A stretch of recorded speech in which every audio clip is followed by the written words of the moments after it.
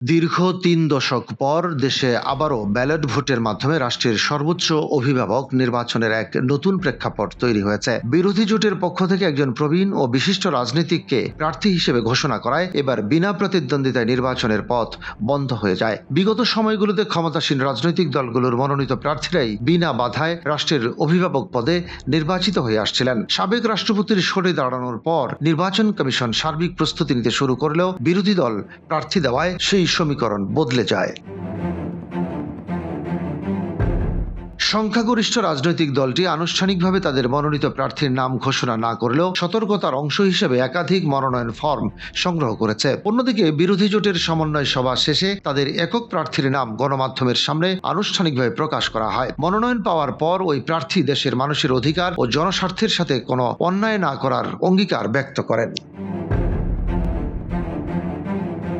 জোটের শরিক দলগুলো বর্তমান ব্যবস্থার অধীনে ভোট দেওয়াকে রাষ্ট্রীয় ব্যবস্থার সংস্কার দাবির এক ধরনের রাজনৈতিক প্রতিবাদ হিসেবে আখ্যা দিয়েছে। একাধিক যোগ্য প্রতিদ্বন্দ্বী থাকার কারণে তফসিল অনুযায়ী মনোনয়নপত্র পরীক্ষা এবং ব্যালট ছাপানোর প্রাথমিক কাজ শুরু করেছে কমিশন।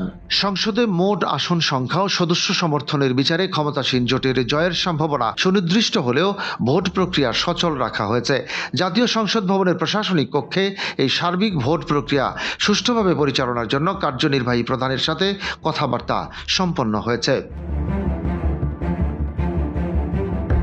নতুন রাষ্ট্রপতির আনুষ্ঠানিক দায়িত্ব গ্রহণ ও শপথ অনুষ্ঠান সুন্দরভাবে উদযাপনের জন্য একাধিক প্রশাসনিক দল কাজ চালিয়ে যাচ্ছে। আমন্ত্রণপত্র বিলি, অতিথি আপ্যায়ন এবং সার্বিক ব্যবস্থাপনা তদারকির দায়িত্বে নিয়োজিত থাকবে সংশ্লিষ্ট বিভাগীয় সরকারি দলগুলো।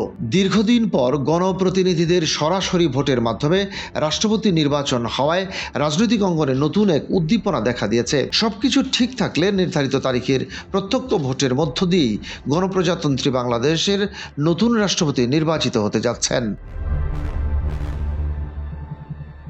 ডেস্ক রিপোর্ট, বাংলাবাজার পত্রিকা।